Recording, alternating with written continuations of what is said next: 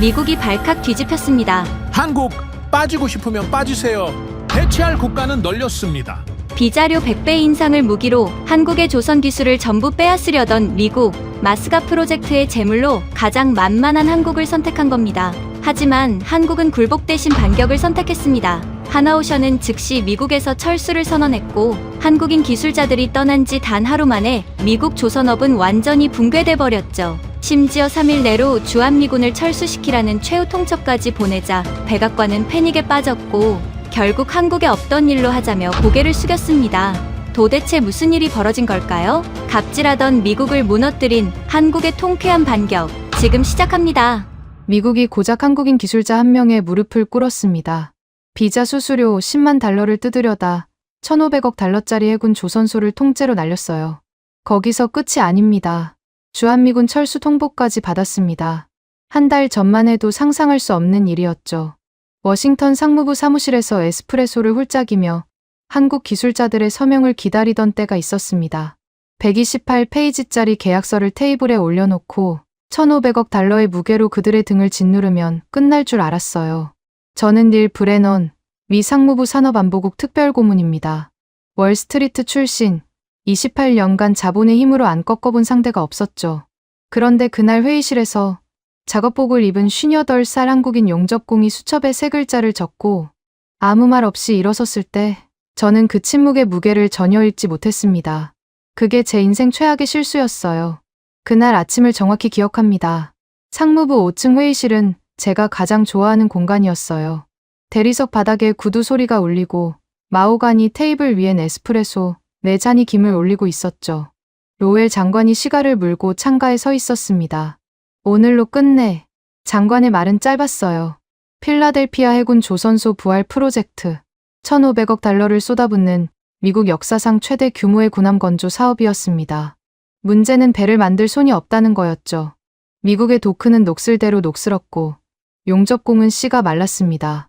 90년대 이후 30년 동안 제조업의 근육을 전부 내다 버렸으니까요. 그래서 한국을 불렀습니다. 하나오션. 세계 1위 조선소의 기술진 42명을 필라델피아로 데려왔어요. 하지만 우리가 정당한 대가를 치를 생각이었겠습니까? 천만에요. 기술을 빼먹고 껍데기만 돌려줄 계획이었습니다. 회의실 문이 열렸을 때 쇳가루 냄새가 먼저 들어왔습니다. 작업복 차림의 남자가 앞에, 뿔테 안경을 쓴 정장 차림의 남자가 반 발짝 뒤에 섰어요. 최진철, 하나오션 필라델피아 파견 현장 총괄, 그리고 윤상엽, 본사 법무감사 실장. 저는 두 사람의 얼굴을 훑었습니다. 최진철의 왼손바닥에 거대한 화상 흉터가 있었어요. 기름때가 낀 작업복 소매는 해져 있었고 손톱 밑에 검은 쇳가루가 박혀 있더군요. 솔직히 불쾌했습니다. 마호가니와 대리석으로 둘러싸인 이 방에 어울리는 사람이 아니었어요. 저는 속으로 이미 결론을 내리고 있었습니다. 저런 사람들은 숫자 앞에 꼼짝 못한다고요. 앉으시죠. 제가 의자를 권했지만 두 사람은 서 있었습니다. 저는 개의치 않고 국토안보부 공문을 테이블 위에 밀었어요. H-1B 비자 수수료 10만 달러 즉각 인상, 미납시 체류 자격 즉시 박탈 및 추방 절차 개시. 공문의 잉크가 아직 마르지도 않은 따끈따끈한 압박이었습니다. 최진철의 시선이 공문 위에 멈췄어요. 저는 그 순간을 즐겼습니다. 28년간 수없이 봐온 장면이었거든요. 숫자의 무게가 상대의 어깨를 짓누르고 눈빛이 흔들리고 결국 고개가 숙여지는 그 순서를요. 로웰 장관이 시가 연기를 내뿜으며 테이블 반대편으로 걸어왔습니다. 128페이지짜리 계약서를 최진철 앞에 툭 떨어뜨렸어요. 핵심 기술 전부 미국의 연구 귀속. 72페이지에 명시돼 있소. 장관의 목소리엔 협상의 여지가 없었습니다. 1,500억 달러를 쥔 자의 당연한 권리라는 듯이요. 저는 몽블랑 만년필을 꺼내 최진철 앞에 놓았습니다. 서명만 하시면 됩니다. 간단하죠.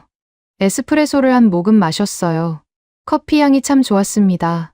승자의 여유란 이런 거였죠. 바로 그때 에드워드 첸이 끼어들었습니다. 미 해군 조선소 수석 엔지니어. 30년간 필라델피아의 녹슨 도크를 지켜온 사람이에요. 브레넌 고문. 잠깐만요. 첸의 목소리가 다급했습니다. 이분들은 돈으로 대체할 수 없는 장인입니다. 필라델피아 3번 도크의 배수관을 18시간 만에 살려낸 팀이에요. 우리 엔지니어로는 일주일이 걸리는 작업을요. 첸은 진심이었습니다. 기술자의 눈으로 기술자의 가치를 정확히 알고 있었으니까요. 저는 테이블 아래로 발을 뻗어 첸의 정강이를 걷어찼습니다. 첸이 입을 다물었어요. 이 자리에서 한국인의 가치를 높여줄 필요는 없었습니다. 값을 올려봐야 손해보는 건 우리였으니까요. 저는 다시 최진철을 봤습니다. 분노로 이를 갈거나 최소한 억울함을 호소할 줄 알았어요. 28년간 그래왔으니까요. 숫자로 조이면 감정이 터지고 감정이 터지면 협상력을 잃습니다. 그런데 이상했습니다. 최진철의 표정에 아무것도 없었어요. 분노도, 두려움도, 당혹감도요. 윤상엽도 마찬가지였습니다. 뿔테 안경 너머의 눈동자가 감정의 미동 없이 계약서 위를 훑고 있었어요. 72페이지에서 잠깐 멈췄다가 74페이지로 넘어갔습니다. 손가락이 74페이지 위에서 2초쯤 머물렀을까요? 윤상엽이 고개를 아주 미세하게 끄덕였습니다. 최진철을 향한 것이었어요. 저는 그 끄덕임의 의미를 몰랐습니다. 알았어야 했는데요. 최진철이 주머니에서 뭔가를 꺼냈습니다. 몽블랑 만년필이 아니었어요. 손때가 까맣게 묻은 낡은 수첩이었습니다. 표지가 해져서 속이 비칠 정도였죠. 저는 코웃음이 나왔습니다. 1,500억 달러짜리 계약서 앞에서 저 허름한 수첩을 꺼내 뭘 하겠다는 걸까요?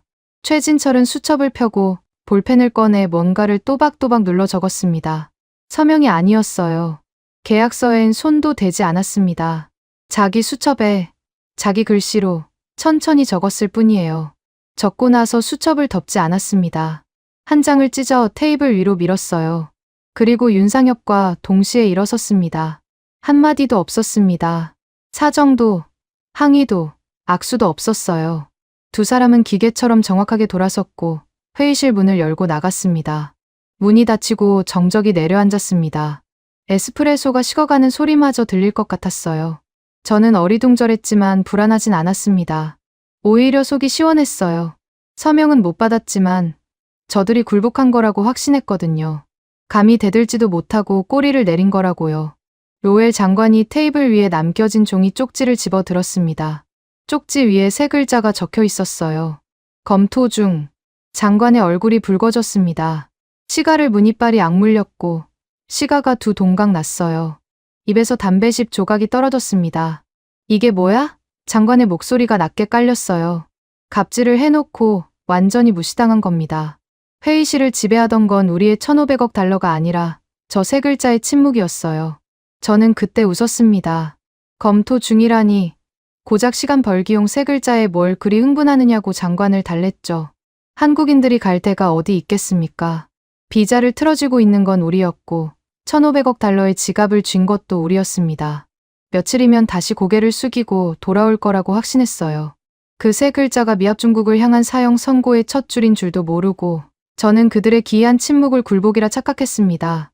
최진철의 수첩에서 찢겨 나온 종이 한 장이 이 거대한 제국의 체면을 어떻게 박살내는지 저는 48시간 뒤에야 비로소 깨닫게 됩니다. 필라델피아 해군 조선소에 도착했을 때 저는 승리를 확신하고 있었습니다. 한국인들이 묵묵히 짐을 풀고 일하는 모습을 보면서 검토 중이라는 세 글자는 역시 허세였다고 속으로 비웃었어요. 갈 데가 없으니 순순히 따르는 거라고요. 그런데 현장에서 벌어진 일들은 제 계산과 전혀 다른 방향으로 흘러가고 있었습니다. 42명의 하나오션 팀이 배정받은 숙소는 조선소 외곽에 폐쇄된 컨테이너 블록이었어요. 저는 일부러 그곳을 골랐습니다. 난방이 끊긴 지 2회가 넘었고 벽 안쪽으로 곰팡이가 시커멓게 피어 있었죠. 화장실 배관은 녹물이 흘렀고 창문 틈새로 필라델피아의 칼바람이 쏟아져 들어왔습니다. 기술자 6명이 한 방을 써야 했어요. 일부러 그런 겁니다. 불편해야 빨리 굴복하니까요. 사람을 조이는 데는 서류만 있는 게 아닙니다. 잠을 설치게 하고 몸을 지치게 만들면 정신도 무너져요. 월스트리트에서 배운 기초 중의 기초였습니다. 그런데 한국인들의 반응이 이상했어요. 불평이 없었습니다. 곰팡이 낀 벽을 보고도 인상 한번 찌푸리지 않더군요. 짐을 풀자마자 걸레를 들고 바닥부터 닦기 시작했습니다. 누가 시킨 것도 아닌데 각자 맡은 구역을 나눠서 움직였어요. 군대처럼 정확했습니다. 1시간 만에 컨테이너 안이 달라져 있었죠. 저는 그걸 보면서도 대수롭지 않게 여겼습니다. 청소를 잘한다고 협상력이 생기는 건 아니니까요. 다음 날 아침, 소란이 터졌습니다. 노조위원장 마이크 켈러언이 확성기를 들고 한국팀 숙소 앞에 나타난 거예요. 비자값도 없는 거렁뱅이들이 우리 일자리를 훔치러 왔다. 켈러언의 고함이 조선소 전체에 울렸습니다. 켈러언 뒤로 노조원 30여 명이 몰려와 있었어요. 팔짱을 끼고 서서 한국인들을 노려보고 있었죠. 누군가가 한국팀의 공구함을 발로 찼습니다. 쇠상자가 콘크리트 바닥에 긁히며 날카로운 소리를 냈어요. 저는 사무실 창문 너머로 그 장면을 지켜보고 있었습니다. 막을 생각은 없었어요. 아니, 솔직히 말하면 유용하다고 판단했습니다. 노조가 압박하면 한국인들이 더 빨리 무릎을 꿇을 테니까요. 최진철이 숙소 문을 열고 나왔습니다. 켈러언의 확성기 소리를 정면으로 맞으며 걸어 나왔는데 표정이 없었어요. 화가 난 것도 위축된 것도 아니었습니다. 마치 바람 소리를 듣는 것처럼 켈러언의 고함을 흘려보내더군요. 최진철은 켈러언을 쳐다보지도 않았습니다. 발로 차여 넘어진 공구함을 조용히 세우고 안에서 낡은 용접봉 하나를 꺼냈어요. 그리고 3번 도크를 향해 걸어갔습니다. 3번 도크는 필라델피아 조선소의 심장이었습니다. 아니, 심장이었어야 했죠. 현실은 참담했어요. 메인 배수관이 터져서 도크 바닥에 썩은 물이 허리까지 차올라 있었습니다. 녹슨 파이프에서 악취가 올라왔고 배수 펌프는 8개월째 고장난 상태였어요. 미국 엔지니어 팀이 수리 견적을 올렸는데 최소 일주일에 부품비만 12만 달러라는 보고서가 제 책상 위에 있었습니다. 저는 그 보고서를 보면서도 크게 신경 쓰지 않았어요.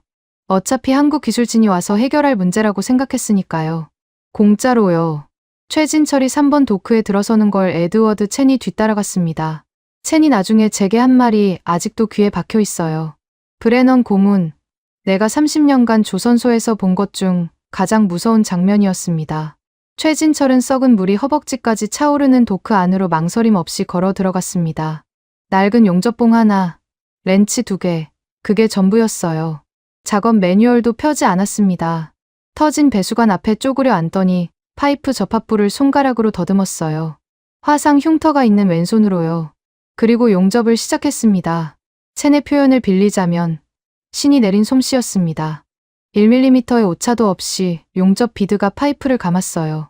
불꽃이 튀는 각도, 봉을 기울이는 속도, 전부 교과서에 없는 동작이었습니다. 30년 된 몸에 새겨진 감각으로만 가능한 작업이었죠. 최진철 혼자가 아니었어요. 신호도 없이 하나오션 기술자들이 하나둘 도크로 내려왔습니다. 각자의 위치를 찾아가는데 3분도 걸리지 않았어요. 배관공은 배관을, 전기공은 배전반을, 용접공은 하부 구조물을 동시에 잡았습니다. 18시간이 지났을 때 도크의 배수 펌프가 굉음을 내며 살아났습니다. 썩은 물이 빨려나가기 시작했어요. 2시간 뒤 도크 바닥이 드러났고 멈춰있던 겐트리 크레인이 모터 소리를 울리며 다시 돌아갔습니다. 미국 팀이 일주일 걸린다고 했던 작업을 18시간 만에 끝내버린 겁니다. 부품비 12만 달러짜리 견적서는 휴지 조각이 됐어요. 최진철의 팀은 기존 부품을 살려서 수리했으니까요. 저는 CCTV 화면으로 그 장면을 보면서 처음으로 뭔가 불편한 감정을 느꼈습니다. 불편했지만 인정하고 싶지 않았어요. 저들이 잘하면 잘할수록 빨리 기술을 문서화해서 뽑아내야 한다는 생각만 강해졌습니다. 저는 곧바로 3번 도크로 내려갔습니다. 최진철의 작업복은 썩은 물과 쇳가루로 범벅이 되어 있었어요. 저는 넥타이를 매만지며 말했습니다. 인상적이군요. 비용은 우리가 대납해 줄 테니 지금 하신 작업을 매뉴얼로 문서화해 주십시오. 내일까지요. 최진철이 고개를 들었습니다. 저를 봤어요. 정확히는 저를 관통해서 뒤쪽 벽을 보는 것 같았습니다. 아무 대답이 없었어요. 최진철은 렌치를 공구함에 넣고 뚜껑을 닫았습니다. 그리고 등을 돌려 숙소 쪽으로 걸어갔어요. 저는 허공에 말을 던진 사람이 되어 도크에 서 있었습니다. 모욕이었죠. 상무부 특별고문을 투명 인간 취급하다니요. 그런데 이상하게도 화를 내기 전에 등골이 서늘해지는 느낌이 먼저 왔습니다. 최진철의 등에서 굴복의 기색이라곤 먼지만큼도 보이지 않았거든요. 밤이 됐습니다. 저는 사무실에서 CCTV를 확인했어요. 한국팀 숙소의 불이 아직 켜져 있었습니다. 밤 11시가 넘었는데도요. 저는 속으로 만족했습니다. 잔업을 하는 거라고 생각했거든요. 낮에 도크를 살렸으니 밤에는 추가 작업에 매달리는 거라고요. 열심히 일하는 건 좋은 징조였습니다. 지치면 결국 조건을 받아들일 테니까요. 하지만 저 불빛 아래서 실제로 무슨 일이 벌어지고 있었는지 저는 까맣게 몰랐습니다. 윤상엽은 숙소 구석에서 암호화 통신으로 본사와 교신하고 있었습니다. 계약서 74페이지. 미국 측의 일방적 운영 환경 훼손 시 위약금 없이 즉각 철수가 가능하다는 조항이었어요. 브레넌이 아니 제가 직접 몽블랑 만년필로 서명한 그 74페이지를요. 윤상엽은 그 조항을 완벽한 법리적 무기로 벼리고 있었습니다. 동시에 서울의 청와대 안보실과 한라인을 연결했어요. 비자 수수료 강제 인상과 기술 강탈 시도를 자국민에 대한 주권 침해로 규정하고 국가 단위의 대응을 요청한 겁니다. 일개 기업의 노사 분쟁이 아니라 대한민국 국민 42명의 생존권이 걸린 외교 사안으로 격상시킨 거였죠. 기술자들도 잠을 자는 게 아니었습니다. 각자의 노트북 앞에 앉아 조선소, 서버에 연결된 자신들의 작업 코드를 역으로 묶어버리는 작업을 조용히 수행하고 있었어요. 단순한 비밀번호 변경이 아니었습니다. 알고리즘 자체를 원천 암호화해서 한국 기술진 없이는 시스템의 숨통 자체가 끊어지도록 만드는 작업이었죠. 한 땀 한 땀 정밀하게요. 최진철은 방 한쪽에서 수첩을 펴고 타임라인을 기록하고 있었습니다. 분 단위로 짜인 철수 동선이 빼곡히 적혀 있었어요. 숙소에서 공항까지, 공항에서 서울까지 모든 경로가 계산되어 있었습니다. 저는 CCTV의 흐릿한 화면을 보며 잔업이라고 판단했지만 실제로 그 불빛 아래서는 미합 중국의 1,500억 달러짜리 심장을 멈출 준비가 착착 진행되고 있었습니다. 도크의 심장은 다시 뛰기 시작했지만 그 심장 박동기를 쥔 자가 누구인지 저는 끝내 보지 못했습니다. 18시간 만에 죽은 도크를 살려낸 손이 그 도크를 영원히 멈출 수 있는 손이기도 하다는 사실을요. 저는 에스프레소를 한 잔 더 내리며 내일의 승리를 그리고 있었습니다. 한국인들은 결국 서명할 거라고 갈 데가 없으니까요. 제 오만함은 그날 밤 정점을 찍었습니다. 필라델피아 해군 조선소에 도착했을 때 저는 승리를 확신하고 있었습니다. 한국인들이 묵묵히 짐을 풀고 일하는 모습을 보면서 검토 중이라는 세 글자는 역시 허세였다고 속으로 비웃었어요. 갈 데가 없으니 순순히 따르는 거라고요. 그런데 현장에서 벌어진 일들은 제 계산과 전혀 다른 방향으로 흘러가고 있었습니다. 42명의 하나오션 팀이 배정받은 숙소는 조선소 외곽에 폐쇄된 컨테이너 블록이었어요. 저는 일부러 그곳을 골랐습니다. 난방이 끊긴 지 2회가 넘었고 벽 안쪽으로 곰팡이가 시커멓게 피어 있었죠. 화장실 배관은 녹물이 흘렀고 창문 틈새로 필라델피아의 칼바람이 쏟아져 들어왔습니다. 기술자 6명이 한 방을 써야 했어요. 일부러 그런 겁니다. 불편해야 빨리 굴복하니까요. 사람을 조이는 데는 서류만 있는 게 아닙니다. 잠을 설치게 하고 몸을 지치게 만들면 정신도 무너져요. 월스트리트에서 배운 기초 중에 기초였습니다. 그런데 한국인들의 반응이 이상했어요. 불평이 없었습니다. 곰팡이 낀 벽을 보고도 인상 한번 찌푸리지 않더군요. 짐을 풀자마자 걸레를 들고 바닥부터 닦기 시작했습니다. 누가 시킨 것도 아닌데 각자 맡은 구역을 나눠서 움직였어요. 군대처럼 정확했습니다. 1시간 만에 컨테이너 안이 달라져 있었죠. 저는 그걸 보면서도 대수롭지 않게 여겼습니다. 청소를 잘한다고 협상력이 생기는 건 아니니까요. 다음 날 아침, 소란이 터졌습니다. 노조위원장 마이크 켈러원이 확성기를 들고 한국팀 숙소 앞에 나타난 거예요. 비자값도 없는 거렁뱅이들이 우리 일자리를 훔치러 왔다. 켈러원의 고함이 조선소 전체에 울렸습니다. 켈러원 뒤로 노조원 30여 명이 몰려와 있었어요. 팔짱을 끼고 서서 한국인들을 노려보고 있었죠. 누군가가 한국팀의 공구함을 발로 찼습니다. 쇠상자가 콘크리트 바닥에 긁히며 날카로운 소리를 냈어요. 저는 사무실 창문 너머로 그 장면을 지켜보고 있었습니다. 막을 생각은 없었어요. 아니, 솔직히 말하면 유용하다고 판단했습니다. 노조가 압박하면 한국인들이 더 빨리 무릎을 꿇을 테니까요. 최진철이 숙소 문을 열고 나왔습니다. 켈러원의 확성기 소리를 정면으로 맞으며 걸어 나왔는데 표정이 없었어요. 화가 난 것도 위축된 것도 아니었습니다. 마치 바람 소리를 듣는 것처럼 켈러원의 고함을 흘려보내더군요. 최진철은 켈러원을 쳐다보지도 않았습니다. 발로 차여 넘어진 공구함을 조용히 세우고 안에서 낡은 용접봉 하나를 꺼냈어요. 그리고 3번 도크를 향해 걸어갔습니다. 3번 도크는 필라델피아 조선소의 심장이었습니다. 아니, 심장이었어야 했죠. 현실은 참담했어요. 메인 배수관이 터져서 도크 바닥에 썩은 물이 허리까지 차올라 있었습니다. 녹슨 파이프에서 악취가 올라왔고 배수 펌프는 8개월째 고장난 상태였어요.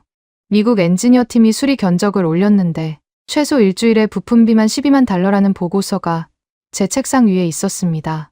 저는 그 보고서를 보면서도 크게 신경 쓰지 않았어요. 어차피 한국 기술진이 와서 해결할 문제라고 생각했으니까요. 공짜로요. 최진철이 3번 도크에 들어서는 걸 에드워드 첸이 뒤따라갔습니다. 첸이 나중에 제게 한 말이 아직도 귀에 박혀 있어요. 브레넌 고문, 내가 30년간 조선소에서 본 것 중 가장 무서운 장면이었습니다. 최진철은 썩은 물이 허벅지까지 차오르는 도크 안으로 망설임 없이 걸어 들어갔습니다. 낡은 용접봉 하나, 렌치 2개, 그게 전부였어요. 작업 매뉴얼도 펴지 않았습니다. 터진 배수관 앞에 쪼그려 앉더니 파이프 접합부를 손가락으로 더듬었어요. 화상 흉터가 있는 왼손으로요. 그리고 용접을 시작했습니다. 첸의 표현을 빌리자면 신이 내린 솜씨였습니다. 1mm의 오차도 없이 용접 비드가 파이프를 감았어요. 불꽃이 튀는 각도, 봉을 기울이는 속도, 전부 교과서에 없는 동작이었습니다. 30년 된 몸에 새겨진 감각으로만 가능한 작업이었죠. 최진철 혼자가 아니었어요. 신호도 없이 하나오션 기술자들이 하나둘 도크로 내려왔습니다. 각자의 위치를 찾아가는데 3분도 걸리지 않았어요. 배관공은 배관을, 전기공은 배전반을, 용접공은 하부 구조물을 동시에 잡았습니다. 18시간이 지났을 때 도크의 배수 펌프가 굉음을 내며 살아났습니다. 썩은 물이 빨려나가기 시작했어요. 2시간 뒤 도크 바닥이 드러났고 멈춰있던 겐트리 크레인이 모터 소리를 울리며 다시 돌아갔습니다. 미국 팀이 일주일 걸린다고 했던 작업을 18시간 만에 끝내버린 겁니다. 부품비 12만 달러짜리 견적서는 휴지 조각이 됐어요. 최진철의 팀은 기존 부품을 살려서 수리했으니까요. 저는 CCTV 화면으로 그 장면을 보면서 처음으로 뭔가 불편한 감정을 느꼈습니다. 불편했지만 인정하고 싶지 않았어요.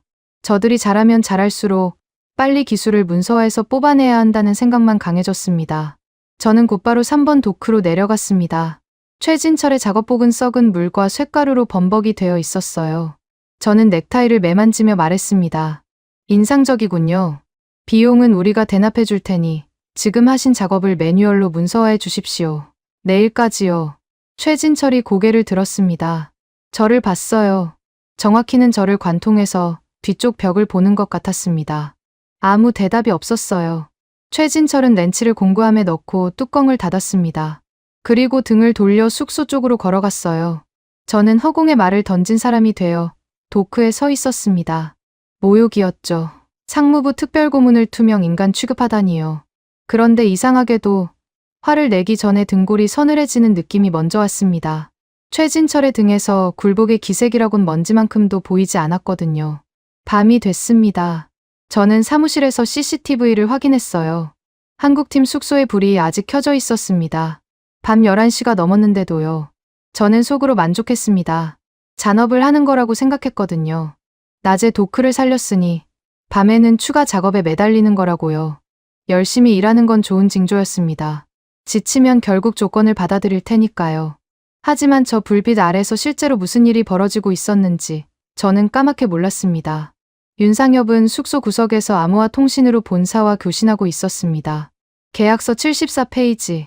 미국 측의 일방적 운영 환경 훼손 시 위약금 없이 즉각 철수가 가능하다는 조항이었어요. 브레넌이, 아니 제가 직접 몽블랑 만년필로 서명한 그 74페이지를요. 윤상엽은 그 조항을 완벽한 법리적 무기로 벼리고 있었습니다. 동시에 서울의 청와대 안보실과 한라인을 연결했어요. 비자 수수료 강제 인상과 기술 강탈 시도를 자국민에 대한 주권 침해로 규정하고 국가 단위의 대응을 요청한 겁니다. 일개 기업의 노사 분쟁이 아니라 대한민국 국민 42명의 생존권이 걸린 외교 사안으로 격상시킨 거였죠. 기술자들도 잠을 자는 게 아니었습니다. 각자의 노트북 앞에 앉아 조선소, 서버에 연결된 자신들의 작업 코드를 역으로 묶어버리는 작업을 조용히 수행하고 있었어요. 단순한 비밀번호 변경이 아니었습니다. 알고리즘 자체를 원천 암호화해서 한국 기술진 없이는 시스템의 숨통 자체가 끊어지도록 만드는 작업이었죠. 한 땀 한 땀 정밀하게요. 최진철은 방 안쪽에서 수첩을 펴고 타임라인을 기록하고 있었습니다. 분 단위로 짜인 철수 동선이 빼곡히 적혀 있었어요. 숙소에서 공항까지, 공항에서 서울까지 모든 경로가 계산되어 있었습니다. 저는 CCTV의 흐릿한 화면을 보며 잔업이라고 판단했지만 실제로 그 불빛 아래서는 미합중국의 1,500억 달러짜리 심장을 멈출 준비가 착착 진행되고 있었습니다. 도크의 심장은 다시 뛰기 시작했지만 그 심장 박동기를 쥔 자가 누구인지 저는 끝내 보지 못했습니다. 18시간 만에 죽은 도크를 살려낸 손이 그 도크를 영원히 멈출 수 있는 손이기도 하다는 사실을요. 저는 에스프레소를 한 잔 더 내리며 내일의 승리를 그리고 있었습니다. 한국인들은 결국 서명할 거라고 갈 데가 없으니까요. 제 오만함은 그날 밤 정점을 찍었습니다. 이틀 뒤 아침이었습니다. 저는 사무실에서 여느 때처럼 이메일을 확인하고 있었어요. 로웰 장관에게 올릴 주간 보고서를 다듬는 중이었죠. 한국팀이 3번 도크를 정상화한 건 보고서에 넣되 기술 이전 압박을 강화해야 한다는 내용을 추가하고 있었습니다. 그때 사무실 복도에서 소란이 들렸어요. 경호원의 목소리가 먼저였습니다. 신분 확인 없이는 못 들어갑니다. 그 말이 끝나기도 전에 문이 벌컥 열렸습니다. 최진철이 먼저 들어왔어요. 작업복 차림이었습니다. 뒤따라 윤상엽이 정장에 서류 가방을 들고 들어섰죠. 경호원이 최진철의 팔을 잡으려 했지만 최진철은 그 손을 뿌리치지도 쳐내지도 않았습니다. 그냥 걸었어요. 경호원의 손이 닿기 전에 이미 2발짝 앞에 가 있었습니다. 마치 문 앞에 아무도 서 있지 않은 것처럼요. 저는 의자에서 반쯤 일어서다 말았습니다. 예고 없는 방문이었어요. 약속 없이 상무부 특별고문의 사무실에 들이닥치다니 무례한 것도 정도가 있었습니다. 저는 즉시 계산을 했어요. 이틀간 아무 연락이 없었으니 결국 서명하러 온 거라고요. 검토 중이라는 세 글자는 체면치레였고 현실 앞에 무릎을 꿇은 겁니다. 그렇게 판단한 순간 여유가 돌아왔습니다. 저는 일부러 느긋하게 다시 의자에 앉았어요. 서열의 우위를 보여줘야 했거든요. 잠깐 기다리세요. 통화 중입니다. 통화 중이 아니었습니다. 수화기를 들고 빈 회선에 대고 혼잣말을 했어요. 9분을 끌었습니다. 최진철과 윤상엽은 문 밖에서 서 있었습니다. 9분 동안 단 한마디의 항의도 없었어요. 그 침묵이 오히려 제 신경을 건드렸지만 저는 애써 무시했습니다. 9분 뒤 문을 열어줬습니다. 어서 오시죠. 에스프레소 한잔 하시겠습니까? 제가 잔을 내밀었어요. 두 사람은 잔을 쳐다보지 않았습니다. 거들먹거리는 제 호의를 완벽하게 무시한 거였죠. 최진철은 제 눈도 마주치지 않았어요. 두 사람은 곧장 책상을 향해 걸어왔습니다. 에스프레소 잔이 제 손에 들린 채 허공에 떠 있었어요. 저는 그제야 뭔가 이상하다는 걸 감지했습니다. 서명하러 온 사람의 걸음걸이가 아니었거든요. 구걸하러 온 사람의 눈빛은 더더욱 아니었습니다. 윤상엽이 가죽 서류 가방의 잠금 장치를 열었습니다. 소리가 사무실 안에 또렷하게 울렸어요. 안에서 A4 용지 한 장을 꺼냈습니다. 딱 한 장이었어요. 128페이지짜리 계약서를 던졌던 우리와 달리 단 한 장이었습니다.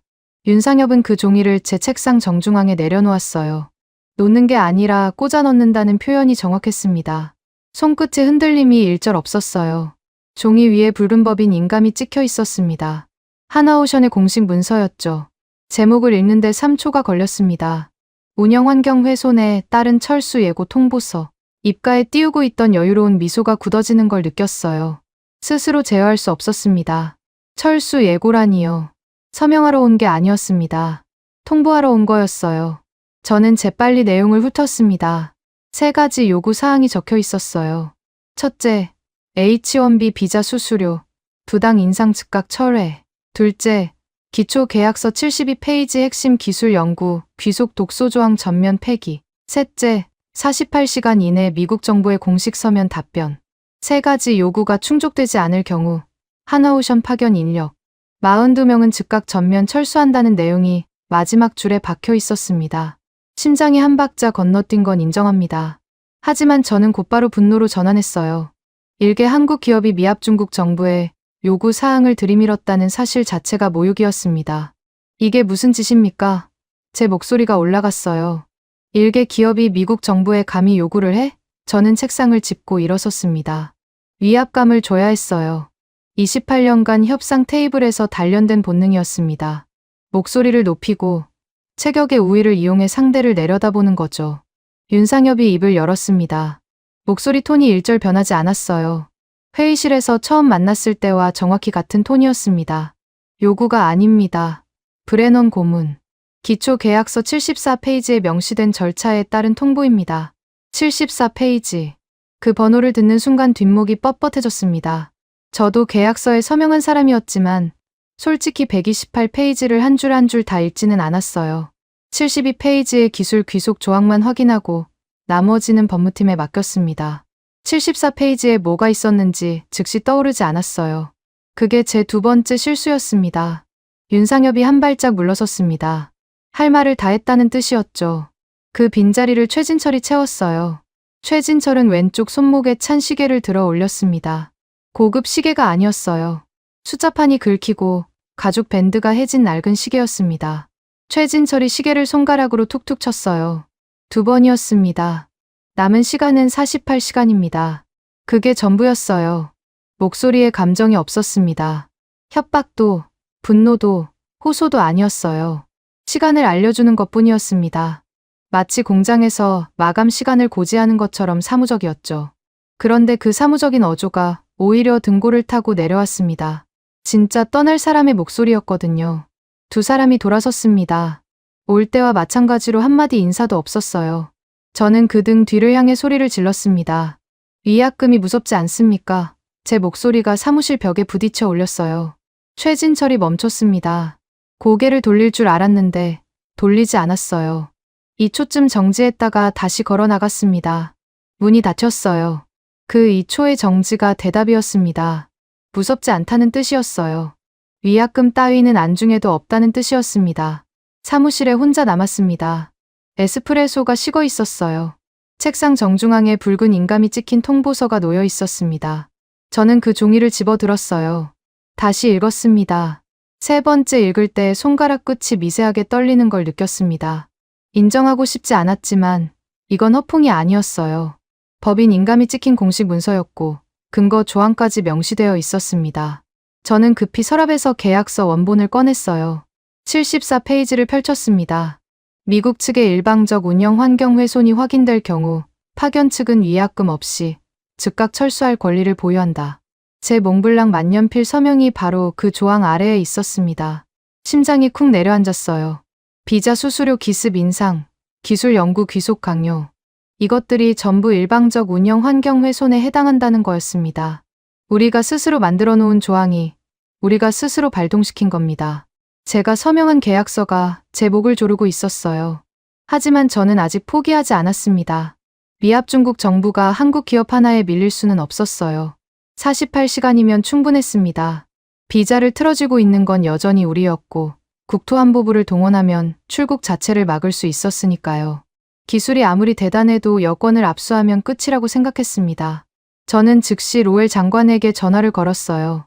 장관의 반응은 예상대로였습니다. 저것들이 미쳤군. 겁 좀 줘.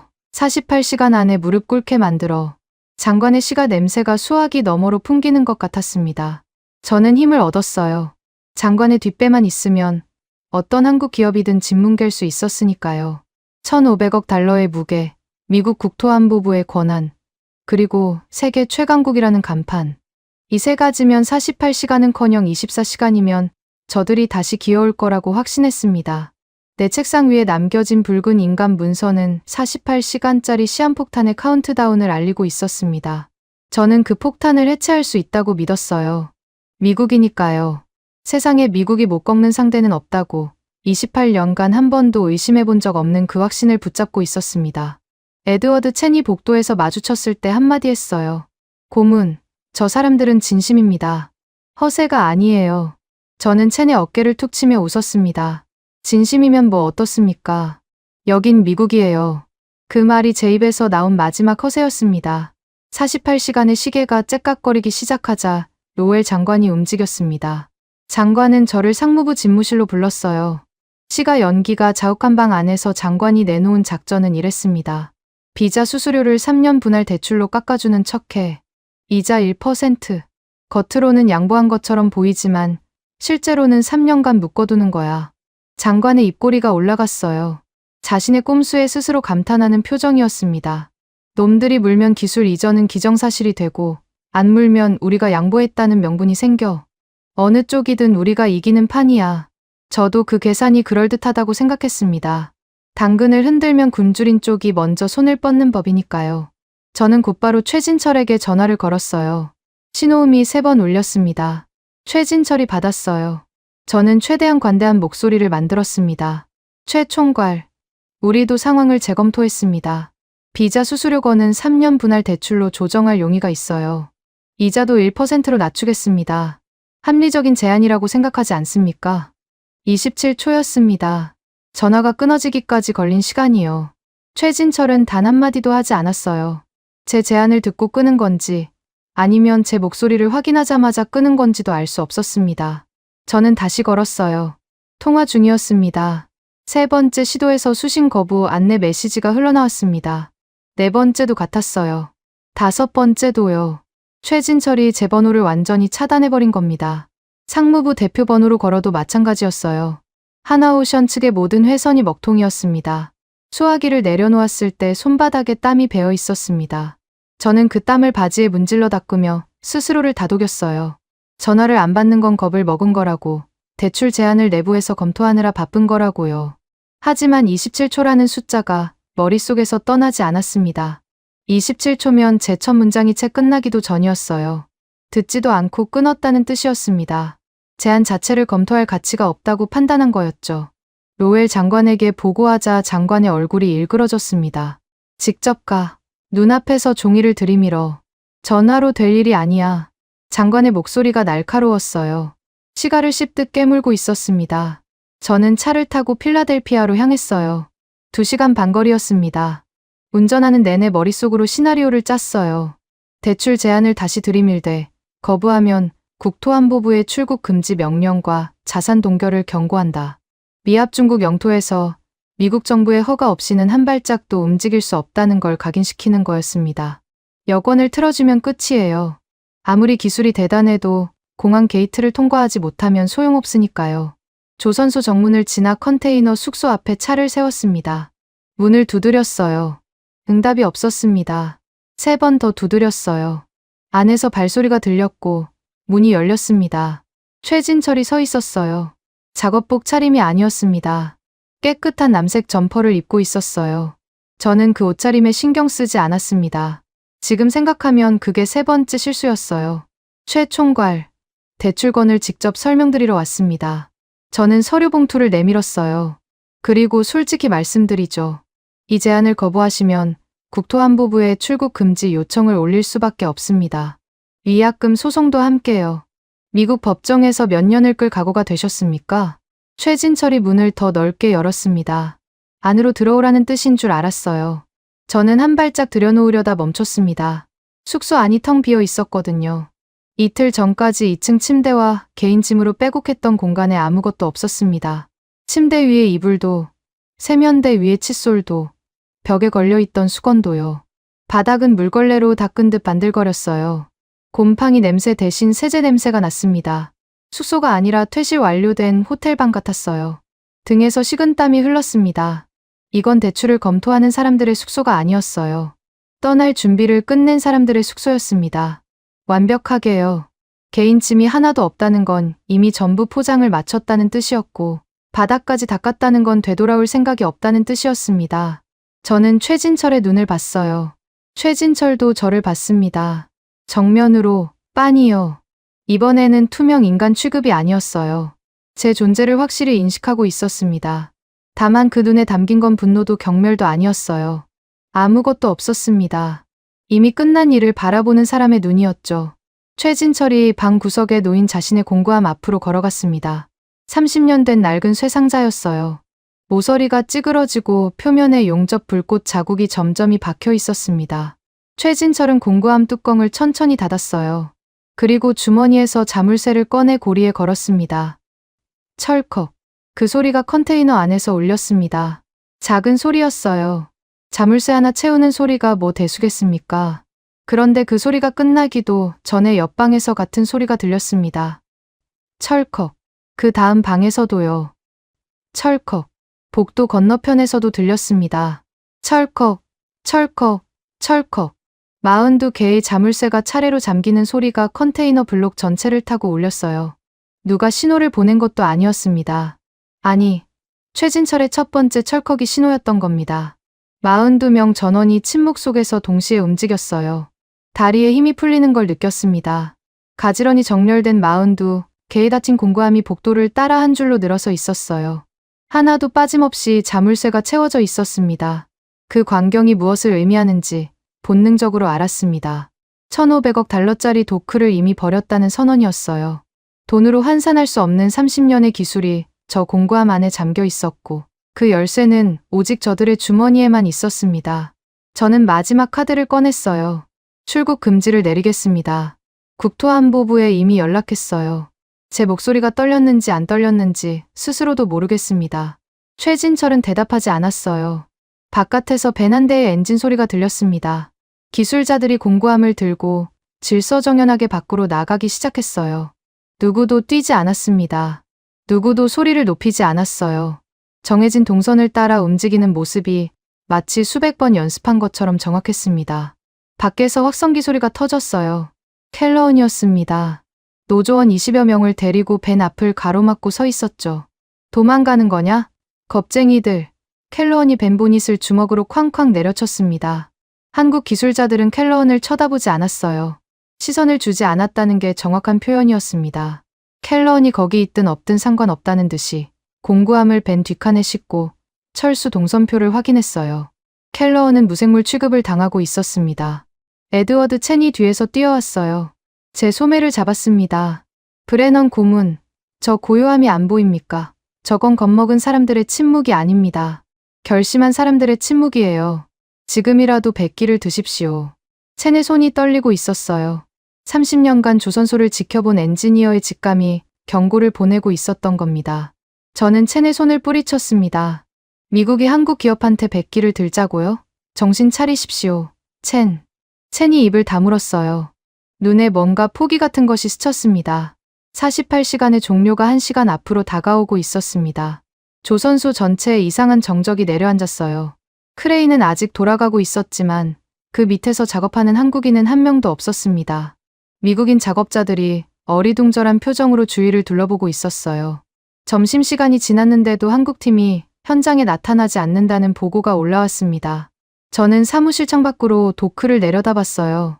해가 기울고 있었습니다. 필라델피아의 늦은 오후 햇살이 녹슨 크레인에 붉게 반사되고 있었죠. 그 풍경이 왜 그렇게 불길해 보였는지 저는 아직도 설명할 수 없습니다. 48시간이 정확히 경과했습니다. 한 초의 오차도 없었어요. 저는 상무부 워싱턴 본부 회의실에 있었습니다. 로웰 장관이 급히 소집한 긴급 대책 회의였어요. 장관은 시가도 물지 않은 채 테이블 상석에 앉아 있었습니다. 그 옆으로 국토안보부 법률 자문관 2명과 상무부 차관이 자리를 채웠어요. 저는 회의실 구석에 마련된 화상회의 모니터를 켰습니다. 하나오션 측에 최종 경고를 전달하기 위해서였죠. 마지막 기회를 주는 겁니다. 미합 중국의 관용을 보여주는 거라고 스스로를 설득했어요. 화면이 켜졌을 때 숨이 멎었습니다. 최진철과 윤상엽이 서 있었는데 배경이 숙소가 아니었어요. 공항이었습니다. 출국장 탑승 게이트에 전광판이 뒤로 보였어요. 인천행 편명이 찍혀 있었습니다. 두 사람 뒤로 42명이 일렬로 서 있었어요. 전원 깨끗한 점퍼 차림이었고 발 앞에 공구함이 한 줄로 가지런히 놓여 있었습니다. 작업복을 입은 사람은 한 명도 없었어요. 더 이상 일할 생각이 없다는 뜻이었죠. 로웰 장관이 의자에서 벌떡 일어섰어요. 지금 공항이라고? 출국 금지는 어떻게 된 거야? 장관이 저를 쏘아봤습니다. 저는 말문이 막혔어요. 국토안보부에 요청은 넣었지만 아직 처리가 안 된 상태였습니다. 행정 절차라는 게 그렇습니다. 서류가 돌고 승인 라인을 타고 확인 전화가 오가는 사이에 48시간이 지나버린 거였어요. 한국인들은 그 행정 지연까지 계산에 넣고 있었던 겁니다. 저는 마이크에 대고 소리를 질렀습니다. 최 총괄, 아직 늦지 않았습니다. 게이트를 통과하기 전에 한 번만 더 얘기합시다. 최진철은 화면을 보지 않았어요. 대신 윤상엽이 렌즈 앞으로 다가왔습니다. 얼굴이 화면 가득 찼어요. 뿔테 안경 너머의 눈동자에는 여전히 감정이라곤 한 조각도 없었습니다. 브레넌 고문. 윤상엽의 목소리가 스피커를 통해 회의실에 울렸어요. 미국 국토안보부의 자산 동결과 강제 출국 금지를 언급하셨죠. 저는 기다렸습니다. 윤상엽이 무슨 말을 하려는 건지요. 그 위협에 대한 답변을 드리겠습니다. 윤상엽이 서류 가방에서 문서 한 부를 꺼냈어요. 제가 수없이 봤던 문서였습니다. 128페이지 기초계약서의 원본이었어요. 윤상엽이 페이지를 넘겼습니다. 74페이지에서 멈췄어요. 그 페이지를 렌즈에 바짝 들이댔습니다. 화면에 글씨가 꽉 찼습니다. 미국 측의 일방적 운영 환경 훼손이 확인될 경우 파견 측은 위약금 없이 즉각 철수할 권리를 보유한다. 그 조항 바로 아래에 서명이 있었어요. 닐 브레넌. 제 몽블랑 만년필의 잉크였습니다. 필기체로 또렷하게 적힌 제 이름이 회의실 대형 모니터에 확대되어 비추고 있었어요. 로웰 장관이 천천히 고개를 돌려 저를 봤습니다. 그 시선에 사례가 담겨 있었어요. 이건 내가 서명한 기초 계약서입니다. 저는 변명을 하려 했어요.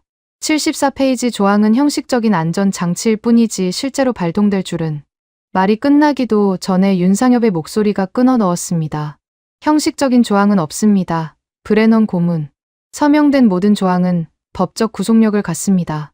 귀측이 비자 수수료를 일방적으로 기습 인상하고 핵심 기술의 연구 귀속을 강요한 행위는 운영 환경의 중대한 훼손에 해당합니다. 74페이지에 따라 당사는 위약금 없이 즉각 철수할 완전한 권리를 보유하고 있어요. 로웰 장관의 주먹이 테이블을 내리쳤습니다. 국가 안보가 일개 기업 계약보다 우선한다. 국토안보부를 동원해서라도 저놈들을 비행기에서 끌어내려. 장관이 악을 썼어요. 얼굴이 시뻘개져 있었습니다. 시가를 찾는 듯 주머니를 더듬었지만 빈손만 나왔죠.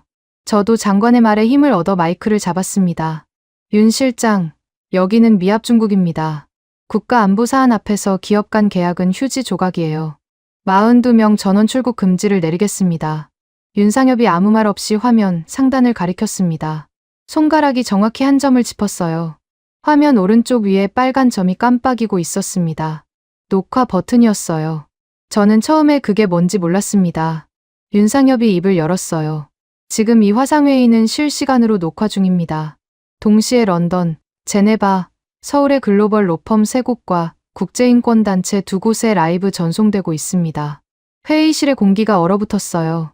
국토안보부 법률자문관 2명이 동시에 의자에서 일어섰습니다. 장관님, 이건 즉각 중단해야 합니다. 국제법 위반 소지가. 로웰 장관이 자문관을 손으로 제지했어요. 하지만 장관의 손이 떨리고 있었습니다. 미국 정부가 외국인 기술자의 자유로운 출국을 무력으로 저지하겠다는 발언이 현재 기록되고 있습니다. 윤상엽의 목소리에는 경고의 톤조차 없었어요. 사실을 읽어주는 것뿐이었습니다.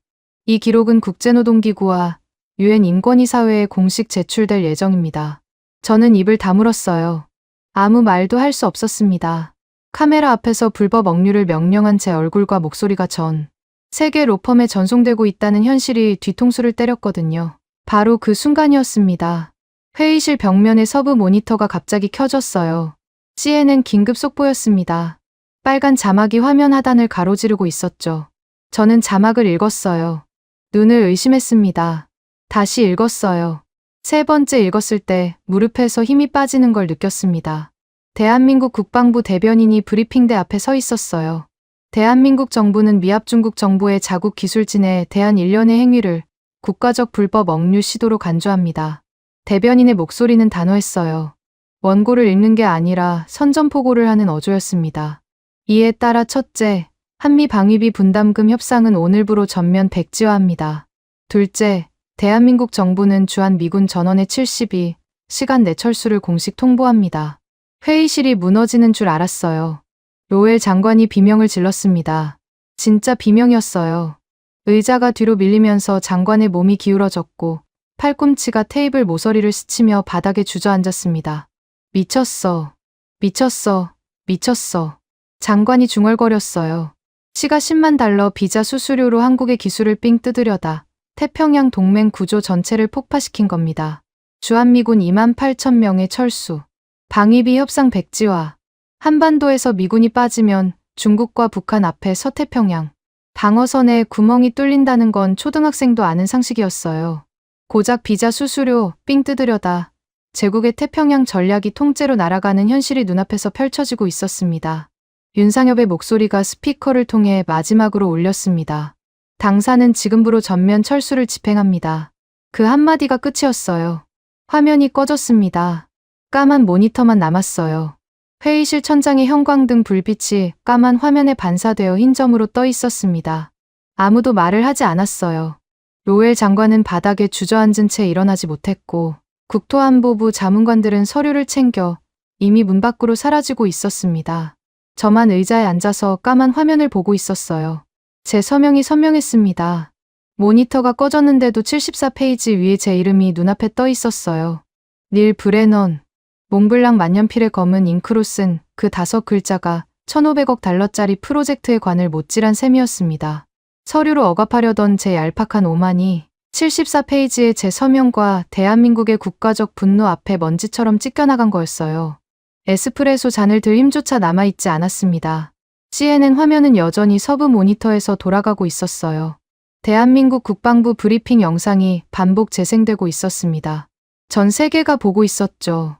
비자 수수료 10만 달러를 뜯으려다 주한미군 철수 통보를 받은 나라. 미합중국이라는 이름이 이렇게 가볍게 느껴진 적이 없었습니다. 한국팀이 필라델피아 공항 출국 심사대를 통과했다는 보고가 들어온 건 그로부터 2시간 뒤였습니다. 42명 전원이었어요. 한 명도 빠짐없이요. 출국 금지 명령은 끝내 내려지지 않았습니다.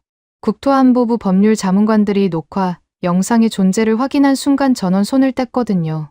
국제법 위반으로 소송당할 걸 뻔히 알면서 서명할 관료는 워싱턴에 한 명도 없었습니다. 저는 상무부 사무실에 앉아 공항 CCTV 화면을 노트북으로 지켜보고 있었어요. 42명이 탑승 게이트로 걸어 들어가는 모습이 찍혀 있었습니다. 뛰는 사람이 없었어요. 뒤를 돌아보는 사람도 없었습니다.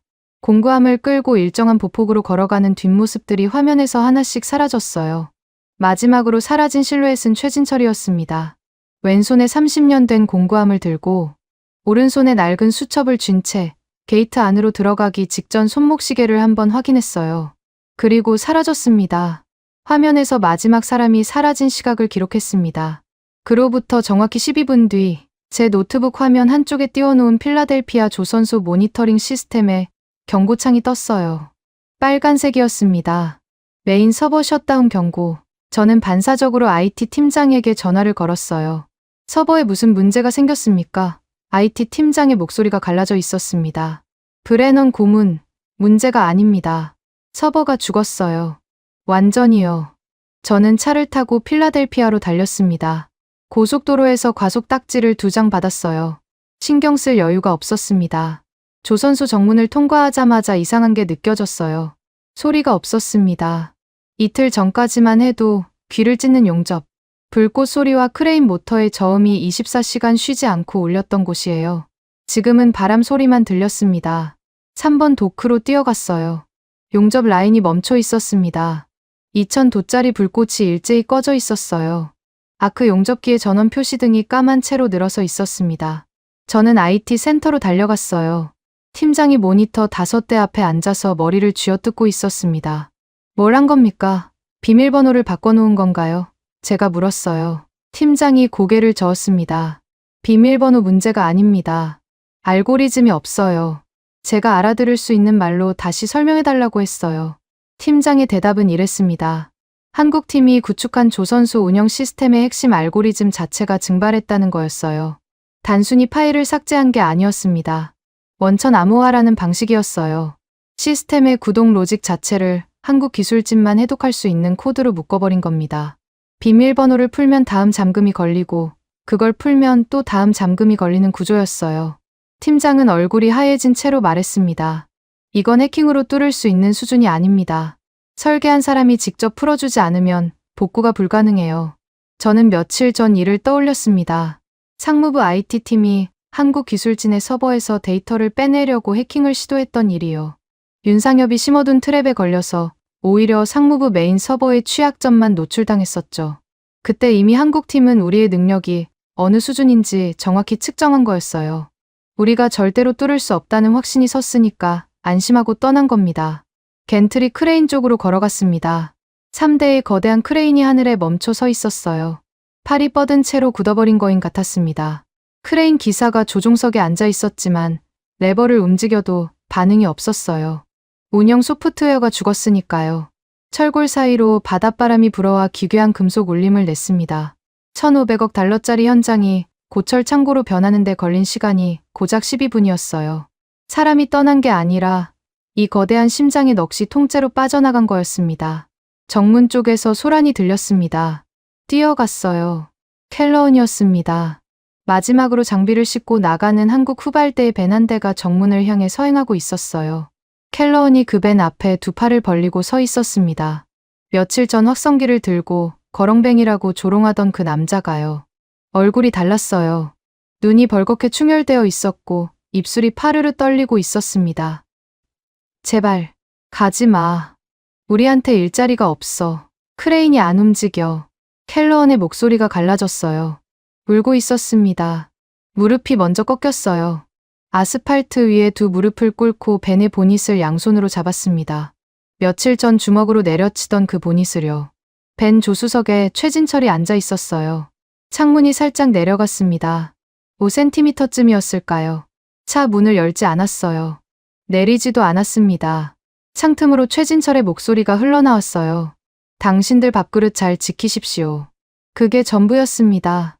창문이 다시 올라갔어요. 벤이 켈러언을 우회해서 정문을 빠져나갔습니다. 켈러언은 무릎을 꿇은 채 벤의 뒷모습을 보고 있었어요. 아스팔트 위에 눈물이 떨어지고 있었습니다. 저는 그 장면을 20m 떨어진 곳에서 보고 있었습니다. 다리에 힘이 없었어요. 한 달 전만 해도 켈러언과 함께 한국인들을 쫓아내겠다며 기세등등하던 제가 지금은 무릎 꿇은 켈러언보다 더 처참한 처지였습니다. 켈러언은 적어도 매달릴 대상이라도 있었으니까요. 저에게는 그것마저 없었어요. 사무실로 돌아갔을 때 전화기가 미친 듯이 울리고 있었습니다. 상무부 교환대가 마비됐다는 보고가 올라왔어요. 펜타곤에서 전화가 폭주하고 있었거든요. 사성 장군 3명이 동시에 회선을 잡고 있었습니다. 제가 받은 첫 번째 전화의 목소리는 태평양 사령부 소속 장군이었어요. 당장 한국팀을 되돌려놓지 못하면 상무부 건물에 폭격을 날리겠다. 비유가 아니었습니다. 군인 특유의 직설적인 분노였어요. 주한미군 28,000명의 철수가 현실화되면 태평양 방어선이 무너진다는 건 펜타곤에서 매일 시뮬레이션을 돌리는 시나리오였거든요. 그 시나리오가 비자 수수료 10만 달러 때문에 현실이 됐다는 사실에 장군들이 이성을 잃은 거였습니다. 두 번째 전화는 더 심했어요. 해군작전 사령관이 직접 로엘 장관을 찾았습니다. 장관, 당신이 저지른 일의 규모를 이해하고 있습니까? 한국의 조선 기술 없이는 우리 항공모함 두 척의 정비 일정이 3년 밀립니다. 3년이요. 그 3년 동안 서태평양에 구멍이 뚫린다는 얘기입니다. 로엘 장관은 전화를 받지 못했어요. 회의실 바닥에서 일어난 뒤로 집무실에 틀어박혀 아무도 만나지 않고 있었거든요. 전화는 전부 제게로 돌아왔습니다. 저는 수화기를 붙들고 욕설과 위협을 듣는 것밖에 할 수 있는 일이 없었어요. 오후 늦게 비행기가 이륙했다는 소식이 전해졌습니다. 42명을 태운 항공편이 필라델피아 국제공항을 떠나 인천으로 향하고 있었어요. 저는 항공편 추적 사이트를 열었습니다. 비행기 아이콘이 대서양 위를 느릿느릿 움직이고 있었어요. 저 비행기 안에 1,500억 달러짜리 심장이 타고 있었습니다. 최진철이 좌석에 앉아 수첩을 펼치는 모습이 떠올랐어요. 필라델피아 호선 번호 항목의 붉은 펜으로 X표를 치고 있을 거였습니다. 끝났다는 뜻이었죠. 되돌릴 수 없다는 뜻이었어요. 저는 멈춰버린 조선소의 CCTV 화면을 모니터에 띄워놓고 한참을 바라봤습니다. 녹슨 크레인이 하늘에 얼어붙어 있었어요. 불이 꺼진 용접 라인 위로 갈매기들이 날아다녔습니다. 3번 도크의 배수 펌프는 다시 멈춰 있었어요. 최진철이 18시간 만에 살려냈던 그 배수관이 주인이 떠나자 또다시 죽어가고 있었습니다. 썩은 물이 다시 차오르고 있었어요. 도크 바닥이 물속으로 잠기는 CCTV 화면을 보면서 저는 의자 등받이에 기대 눈을 감았습니다. 에스프레소를 마실 기분이 아니었어요. 몽블랑 만년필이 주머니에서 묵직하게 눌렸습니다. 그 펜으로 서명했던 74페이지가 떠올랐어요. 오늘 하루 동안 제가 파괴한 것들의 목록이 머릿속에서 줄줄이 나열됐습니다. 1,500억 달러짜리 프로젝트, 주한미군 동맹, 미국 조선업의 미래, 전부 제 서명 한 줄에서 시작된 일이었어요. 다음 날 아침, 제 세계가 완전히 뒤집어졌습니다. 블룸버그 속보가 먼저였어요. 저는 사무실 소파에서 눈을 떴습니다. 밤새 집에 가지 못했거든요. 구겨진 셔츠에서 어제의 땀 냄새가 났어요. 모니터를 켜자마자 레이첼 헤이즈의 얼굴이 화면 가득 찼습니다. 블룸버그 산업경제부 수석 기자. 열흘 전 제가 직접 초청한 사람이었어요. 레이첼을 부른 건 로웰 장관의 아이디어였습니다. 한국 기술진이 필라델피아 조선소를 되살리는 과정을 취재하게 해서 미국 조선업의 화려한 부활을 전 세계에 선전하겠다는 거였죠. 저는 레이첼에게 최고급 호텔과 전용 차량, 조선소 전 구역 출입 패스까지 제공했어요. 블룸버그 기자를 이렇게 대접하면 우호적인 기사가 나올 거라고 계산했습니다. 그게 저희 4번째, 아니 5번째 실수였는지 이제는 세는 것도 의미가 없었어요. 레이첼은 필라델피아 3번 도크 앞에 서 있었습니다. 멈춰선 겐트리 크레인 3대가 배경이었어요. 바람에 머리카락이 날리고 있었지만 목소리는 흔들림이 없었습니다. 지금 제 뒤에 보이는 크레인 3대는 어제 오후부터 멈춰 있습니다. 미 상무부가 1,500억 달러를 투입한 필라델피아 해군 조선소가 한국인 기술자 42명이 떠난 지 단 12분 만에 완전히 정지했습니다. 레이첼의 목소리가 전 세계 스피커로 울려 퍼지고 있었어요. 화면이 분할됐습니다. 왼쪽에는 죽어버린 필라델피아 도크가, 오른쪽에는 생전 처음 보는 장소가 떠올랐어요. 수백 대의 크레인이 칠흑 같은 밤바다를 배경으로 오차 없이 맞물려 돌아가고 있었습니다. 2000도의 용접 불꽃이 사방에서 동시에 터지며 밤을 대낮처럼 밝히고 있었어요. 화면 하단에 자막이 떴습니다. 대한민국 거제도 옥포 조선소, 실시간. 두 화면의 대비가 잔인할 정도였어요.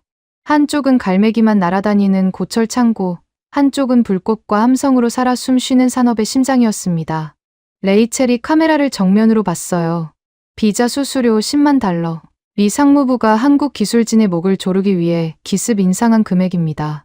그 10만 달러가 1,500억 달러짜리 인프라를 폐허로 만들었습니다. 레이첼은 잠시 말을 멈추고 뒤를 돌아봤어요. 녹슨 크레인을 올려다보는 시선이 카메라에 잡혔습니다. 다시 렌즈를 향해 돌아섰을 때 레이첼의 표정은 기자가 아니라 심판관이었어요. 이것은 미국의 조선업 부활이 아닙니다. 미국의 치명적 자해입니다. 저는 모니터 앞에서 주먹을 쥐었습니다. 이를 갈았어요. 내가 초청한 기자가 내 무덤을 파고 있었습니다. 하지만 레이첼을 탓할 수 없었어요. 레이첼에게 보여준 건 부활하는 조선소였지만 실제로 보여지고 만 것은 쇠사슬에 묶인 한국 기술진과 멈춰버린 크레인이었으니까요. 기자는 눈앞에 보이는 것을 보도할 뿐입니다. 블룸버그 생중계가 채 끝나기도 전에 화면이 다시 전환됐습니다. 거제도 옥포 조선소의 도크 위에 안전모를 쓴 남자가 서 있었어요. 양복 위에 형광조끼를 걸친 모습이었습니다. 캐나다 국기 배지가 가슴에 달려 있었어요. 로버트 캠벨, 캐나다 연방 공공서비스 조달부 장관이었습니다. 저는 캠벨의 이름을 알고 있었어요. 국제 방산 조달 분야에서 가장 기민한 인물로 꼽히는 사람이었거든요. 그런데 캠벨이 왜 거제도에 있는 겁니까? 심장이 쿵 내려앉았어요. 캠벨 옆에 최진철이 서 있었습니다. 작업복 차림이었어요. 어제 필라델피아를 떠난 사람이 이미 거제도 도크 위에 서 있었습니다. 비행기에서 내리자마자 집에도 들르지 않고 현장으로 직행한 거였어요. 42명 전원이 그랬다는 보도가 이어졌습니다. 공항에서 곧바로 거제도로 이동해 새 프로젝트에 투입됐다고요. 비행시간만 14시간이 넘었을 텐데 쉬지도 않고 도크로 간 겁니다. 저는 그 대목에서 이상한 감정을 느꼈어요. 분노도 아니고 경멸도 아닌 말로 표현하기 어려운 뭔가가 목구멍에서 올라왔습니다. 캠벨 장관이 마이크를 잡았어요. 불꽃이 튀는 도크를 배경으로 말했습니다. 오늘 캐나다 연방정부는 하나오션과 60조 원 규모의 순찰 잠수함 전면 건조 계약을 체결합니다. 숫자가 귀를 때렸어요. 60조 원. 미국이 제시한 1,500억 달러짜리 종속 계약과는 차원이 달랐습니다. 종속이 아니라 현금 베팅이었어요. 캠벨이 최진철과 나란히 서서 계약서에 서명하는 장면이 카메라에 잡혔습니다. 최진철의 왼손에 화상 흉터가 선명했어요. 캠벨이 그 손을 두 손으로 감싸 악수했습니다. 미국에서는 한 번도 받지 못했던 예우였죠. 캠벨이 카메라를 향해 돌아섰어요. 한 가지 더 말씀드리겠습니다. 캐나다 의회는 오늘자로 특별법을 통과시켰습니다. 미국을 포함한 어떤 국가의 불법적 외교 간섭으로부터 이 계약을 원천 차단하는 법안입니다. 저는 손톱이 손바닥에 박히는 줄도 몰랐어요. 미국이 개입할 여지를 법적으로 짓밟아버린 겁니다. 아무리 펜타곤이 압력을 넣어도 캐나다 의회법 앞에서는 손 쓸 방법이 없었어요. 캠벨이 마지막 한마디를 던졌습니다. 그 문장이 전 세계 뉴스 헤드라인에 박혔어요. 미국이 제 손으로 걷어찬 세계 최고의 팀을 우리는 돈이 아닌 존중으로 모셨습니다. 존중. 그 단어가 제 가슴에 대모처럼 박혔어요. 저는 한국 기술진에게 곰팡이 핀 컨테이너 숙소를 배정하고 비자 수수료로 목을 조르고 기술을 통째로 강탈하려 했습니다. 캐나다는 장관이 직접 거제도까지 날아가 안전모를 쓰고 도크에 섰어요. 같은 사람들을 대하는 두 나라의 차이가 카메라 앞에 적나라하게 드러난 거였습니다. 소식은 거기서 끝나지 않았어요. 오후에 또 한 발의 폭탄이 떨어졌습니다. 주한미군 철수 통보와 60조 원 캐나다 수주 뉴스가 동시에 백악관에 보고됐어요. 트럼프 대통령이 경로했다는 소식이 워싱턴 전역에 퍼졌습니다. 집무실의 책상을 박살냈다는 말이 돌았어요. 진위는 확인할 수 없었지만 이후 벌어진 일들을 보면 사실이었을 겁니다. 에드워드 첸이 상무부 복도에서 저를 찾아왔습니다. 사직서를 들고 있었어요. 첸은 저의 면전에 그 종이를 내밀었습니다. 30년간 이 조선소를 지켰습니다. 녹슬어가는 도크를 붙잡고 언젠가 부활시킬 수 있다고 믿었어요. 첸의 눈이 충혈되어 있었습니다. 밤을 새운 게 분명했어요. 그런데 드디어 그 기회가 왔을 때 당신이 한 일이 뭡니까? 세계 최고의 기술진을 데려다 놓고 비자 수수료로 등을 쳤어요. 기술을 훔치려 했고 도망가면 감옥에 가두려 했습니다. 첸의 목소리가 점점 높아졌어요. 30년간 참아온 것들이 한꺼번에 터져 나오는 것 같았습니다. 우리가 쫓아낸 건 한국인이 아닙니다. 미국의 패권이었어요. 첸이 사직서를 제 책상 위에 내려놓았습니다. 붉은 인감 대신 첸의 30년 경력이 적힌 이력서가 함께 놓여 있었어요. 이 조선소는 끝났습니다. 아니, 당신이 끝냈어요. 브레넌. 첸이 돌아서 나갔습니다. 복도에 발소리가 멀어졌어요. 저는 사직서를 집어들지 않았습니다. 건드릴 자격이 없다고 느꼈거든요. 30년을 바친 엔지니어의 마지막 항의를 제 손이 더럽힐 수 없었습니다. 해가 질 무렵 노트북에 이메일 한 통이 도착했어요. 발신자는 하나오션 필라델피아 파견팀이었습니다. 제목이 없었어요. 본문도 한 줄이었습니다. 캐나다 프로젝트 투입. 이국 복귀 절대 불가. 발신자 이름은 최진철이었어요. 저는 그 한 줄을 읽고 또 읽었습니다. 절대 불가. 그 네 글자가 최종 선고였어요. 어떤 대출 제한도, 어떤 사과도, 어떤 금액도 저 네 글자 앞에서는 무력했습니다. 최진철은 미국을 완전히 지워버린 거였어요. 모니터 화면에 블룸버그 뉴스가 여전히 돌아가고 있었습니다. 죽은 필라델피아와 불타는 거제도의 분할 화면이 반복 재생되고 있었어요. 캠벨 장관의 존중이라는 한마디가 자막으로 깔리고 레이첼 헤이즈의 치명적 자해라는 분석이 뒤따랐습니다. 전 세계 뉴스룸이 들끓고 있었어요. 동맹의 뒤통수를 치려던 저의 얄팍한 계산은 60조 원짜리 단풍잎의 폭격 앞에 흔적도 없이 증발해버렸습니다. 로엘 장관의 전화도, 펜타곤의 쌍욕도, 첸의 사직서도 전부 제가 자초한 것이었어요. 몽블랑 만년필을 주머니에서 꺼냈습니다. 이 펜으로 74페이지에 서명했던 그날이 떠올랐어요. 자신만만하게 잉크를 긋던 그 손이 지금은 떨리고 있었습니다. 워싱턴의 아침은 평소와 달랐습니다. 의사당 앞에 중계차 28대가 늘어서 있었어요. 미 의회 긴급 청문회가 열리는 날이었습니다.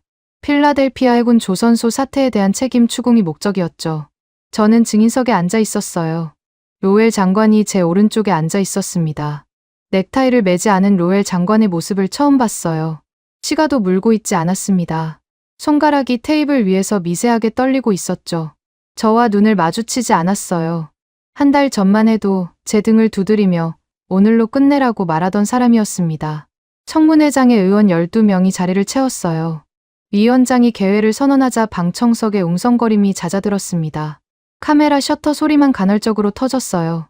위원장이 첫 질문을 던지기도 전에 로엘 장관이 마이크를 잡았습니다. 저는 그 순간까지도 장관이 자신의 책임을 인정할 거라고 생각했어요. 비자 수수료 인상을 지시한 건 장관이었고 기술 귀속 조항을 넣으라고 명령한 것도 장관이었으니까요. 저는 실행했을 뿐이라는 변명이라도 할 수 있다고 믿었습니다. 위원장님, 본 사태의 전모를 말씀드리겠습니다. 로엘 장관의 목소리가 회의장에 울렸어요.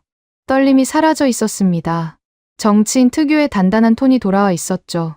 필라델피아 프로젝트의 한국 기술진 관리는 전적으로 산업안보국 특별고문 릴 브레넌의 소관이었습니다. 저는 고개를 돌려 장관을 봤어요. 장관은 정면만 보고 있었습니다. 비자 수수료 기습 인상과 기술 연구 귀속 강요는 브레넌 고문의 독단적인 월권행위였으며 본 장관은 사후에 보고를 받았을 뿐입니다. 귀를 의심했어요. 독단적 월권행위라니요. 장관의 집무실에서 시가 연기를 뿜으며 직접 지시했던 사람이 저 말을 하고 있었습니다. 3년 분할 대출 꼼수를 고안한 것도 장관이었고 놈들 무릎 꿇게 만들라고 악을 쓴 것도 장관이었어요. 저는 마이크를 잡으려 했습니다. 반박해야 했어요. 하지만 손이 마이크에 닿기 전에 로웰 장관이 먼저 말을 이었습니다. 브레넌 고문은 현장 판단을 그르쳐 한미 동맹에 회복 불가능한 손상을 입혔으며 이에 대한 전적인 책임은 해당 개인에게 있습니다. 꼬리 자르기였어요. 교과서적인 워싱턴식 생존 전략이었습니다. 윗선은 깨끗하게 빠지고 실무자가 모든 짐을 짊어지는 구조요. 저는 28년간 그 구조의 수혜자였습니다. 다른 사람의 꼬리를 잘라본 적은 있지만 제가 잘리는 꼬리가 될 줄은 몰랐어요. 방청석에서 웅성거림이 다시 커졌습니다. 카메라가 제 얼굴로 몰려들었어요. 로웰 장관의 입에서 나온 제 이름이 내일 아침 모든 신문의 헤드라인에 박힐 거라는 걸 알았습니다. 저는 입을 열려 했어요. 진실을 말하겠다고, 지시한 사람이 누구인지 밝히겠다고 결심했습니다. 그런데 바로 그 순간 위원장의 보좌관이 허겁지겁 단상으로 뛰어올라왔어요. 위원장의 귀에 뭔가를 속삭였습니다. 위원장의 표정이 굳었어요. 보좌관이 태블릿 화면을 보여줬고 위원장이 고개를 끄덕였습니다. 위원장이 마이크를 잡았어요. 잠시 정회합니다. 회의장이 술렁였습니다. 정회가 아니라 폭풍이 오고 있다는 건 분위기로 알 수 있었어요. 3분 뒤 위원장이 다시 마이크를 잡았습니다. 방금 백악관으로부터 긴급 통보를 수령했습니다. 회의장이 숨을 죽였어요. 대통령은 본 사태의 심각성을 감안하여 상무부 장관 토머스 로웰과 산업안보국 특별고문 닐 브레넌 양인에 대한 즉각 해임을 지시했습니다. 해당 인사 명령은 이미 발효되었습니다. 로웰 장관이 의자에서 굳어버렸습니다. 입이 반쯤 벌어진 채로요. 꼬리 자르기를 시도했는데 꼬리가 아니라 머리통째 잘려나간 거였어요. 대통령이 청문회 도중에 해임 통보를 날린 겁니다. 저도 동시에 잘렸지만 그건 이미 예상하고 있었어요. 오히려 로웰 장관의 얼굴이 하얗게 질려가는 모습을 보는 게 유일한 위안이었습니다. 비열한 위안이었지만요. 보좌관이 제 앞에 태블릿을 내밀었어요. 해임 통보 이메일이 떠 있었습니다. 이합 중국 상무부 인사국 발신. 본인은 즉시 모든 보안 권한이 박탈되며 사무실 내 개인 물품은 48시간 이내에 수거하십시오. 48시간. 그 숫자가 또 나왔어요. 최진철이 줬던 48시간과 같은 숫자였습니다. 우연이었겠죠. 하지만 그 우연이 잔인했어요. 청문회장을 나왔을 때 햇빛이 눈부셨습니다. 의사당 계단 아래로 중계차들이 보였어요. 기자들이 몰려들었지만 저는 아무 말도 하지 않았습니다. 할 말이 없었거든요. 차에 올라타 라디오를 켰어요. 뉴스가 쏟아졌습니다. 필라델피아 해군 조선소가 공식 폐쇄 절차에 돌입했다는 소식이었어요. 7,000명의 노동자가 실직 통보를 받았습니다. 켈러언이 노조원들을 이끌고 상무부 정문 앞에서 시위를 벌이고 있었어요. 쓰레기를 던지고 제 이름이 적힌 허수아비에 불을 붙이고 있다는 보도가 나왔습니다. 브레넌 화형식이라는 이름이 붙었더군요. 제 이름이 워싱턴에서 가장 혐오받는 단어가 되어 있었어요. 오후에 더 큰 뉴스가 터졌습니다. 펜타곤과 미 국무부가 주한미군 철수를 막기 위해 긴급 특사를 한국에 파견했다는 소식이었어요. 백기를 든 거였습니다. 세계 최강국이 자존심을 땅바닥에 내려놓은 거였죠. 그리고 그 특사가 가져간 선물 목록이 공개됐을 때 저는 차를 세우고 한참을 멈춰 있어야 했습니다. 핵추진 잠수함 4척의 건조 공식 승인. 전 세계 어느 동맹국에도 허락한 적 없는 미국의 최고 군사 기밀이었어요. 영국에도 주지 않았고 일본에도 주지 않았고 호주에는 빌려주기만 했던 그 기술을요. 한국에 바친 겁니다. 비자 수수료 10만 달러로 한국의 기술을 공짜로 뜯어먹겠다던 나라가 결국 핵잠수함, 건조 권리라는 최고급 조공을 갖다 바쳐야 했어요. 저는 핸들을 잡은 채 웃었습니다. 웃음이 나오더군요. 미쳐가는 건지 해탈한 건지 모르겠지만 웃음이 멈추지 않았어요. 거제도에서는 그 시각 고요한 새벽이었을 겁니다. 블룸버그 카메라가 잡은 화면을 나중에 봤어요. 최진철이 도크 한쪽에 앉아 있었습니다. 30년 된 공구함 뚜껑이 열려 있었어요. 필라델피아에서 잠갔던 자물쇠가 풀려 있었습니다. 최진철이 공구함 안에서 볼펜을 꺼내 수첩을 폈어요. 빼곡히 적힌 호선 번호들 사이의 빈칸에 뭔가를 적고 있었습니다. 카메라가 확대됐어요. 대한민국 핵잠수함 1호기. 또박또박한 글씨였습니다. 화상 흉터가 있는 왼손이 볼펜을 쥐고 한 획 한 획 새기는 모습이 화면에 잡혔어요. 서울의 하나오션 본사에서는 윤상엽 실장이 집무실에 앉아 있었습니다. 벽에 액자 2개가 나란히 걸려 있었어요. 왼쪽은 캐나다 60조 원 계약서 사본이었고 오른쪽은 미국의 핵잠수함 건조 승인 문서 사본이었습니다. 윤상엽이 뿔테 안경을 올렸어요. 입꼬리가 아주 미세하게 올라갔습니다. 그 차가운 미소가 카메라에 잡혔고 그 장면이 블룸버그 특집 다큐멘터리의 마지막 컷이 됐습니다. 저는 그 영상을 해임 통보를 받은 다음 날 비워야 할 사무실에서 봤어요. 몽블랑 만년필을 서랍에서 꺼내 한참을 들여다봤습니다. 이 펜으로 74페이지에 서명했던 그날, 저는 세상에 돈으로 못 살 기술은 없다고 확신했었죠. 기름때 묻은 작업복을 입은 한국 기술진을 하찮게 여겼고 수첩에 적힌 세 글자를 굴복이라 비웃었습니다. 달러와 권력으로 모든 것을 짓밟을 수 있다고 믿었던 그 오만함이 결국 1,500억 달러의 도크를 부수고 미국의 무릎마저 꿀케한 최악의 자충수였음을 이제야 뼈저리게 고백합니다. 몽블랑 만년필을 쓰레기통에 버렸어요. 쇠조각이 바닥에 부딪히는 소리가 텅 빈 사무실에 울렸습니다. 그 소리가 제 28년 경력의 마지막 마침표였어요. 여러분, 지금까지 최진철 현장 총괄과 한국의 42명 엔지니어들이 미국 필라델피아 해군 조선소에서 겪은 일을 함께 하셨습니다. 어떠셨습니까? 비자 수수료 10만 달러 기습 인상, 핵심 기술 100% 영구 귀속 독소 조항, 기술만 놓고 당장 꺼지라 하는 노골적인 추방 명령, 오만한 미합 중국 상무부가 대한민국 기술자들에게 들이민 것들입니다. 하지만 42명의 한국 기술진은 울지 않았습니다. 항의하지 않았습니다. 피켓을 들고 시위하지도 미국 노조들처럼 파업을 하지도 억울하다고 소리치지도 않았습니다. 그들은 그저 조용히 낡은 공구함의 자물쇠를 채우고 철수할 준비를 했습니다. 그 결과가 어떻게 됐습니까? 1,500억 달러짜리 조선소 메인 서버 셧다운 및 영구 폐쇄, 미 상무부 장관과 특별 고문의 즉각 파면, 7,000명의 미국 노동자 대량 실직, 그리고 미국이 제 손으로 걷어찬 42명의 기술진은 한국으로 돌아와 캐나다의 60조 원짜리 순찰 잠수함 전면 건조 프로젝트에 착수했고, 미국 정부는 대한민국 핵추진 잠수함 내척 건조 공식 승인이라는 전례 없는 조공을 바치며 고개를 숙였습니다. 에드워 첸 수석 엔지니어는 브레넌 고문의 책상에 사직서를 던지며 이렇게 말했습니다. 그들은 감정적인 말을 한마디도 하지 않았습니다. 그저 계약대로 했을 뿐입니다. 그게 얼마나 무서운 건지 당신들은 끝까지 몰랐죠.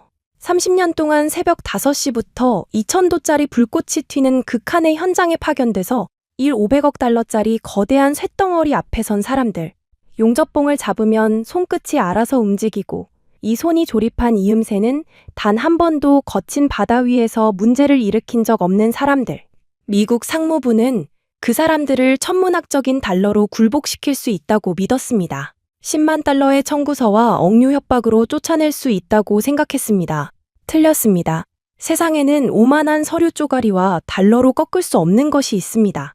그리고 그걸 증명한 건 화려한 외교관도 정치인도 아닌 기름때 묻은 낡은 작업복을 입은 대한민국의 기술자들이었습니다. 이 이야기가 더 많은 분들께 닿아야 한다고 생각하신다면 지금 영상을 공유해 주십시오. 여러분의 공유가 대한민국 기술자들의 자존심을 세상에 알리는 일이 됩니다. 가슴이 뜨거워지셨다면 댓글에 공구함 3글자만 남겨주십시오. 지금까지 여러분의 영원한 말동무, 감동을 더하다 였습니다. 세계를 놀라게 한 대한민국. 다음 영상에서도 계속됩니다. 좋은 하루 되세요.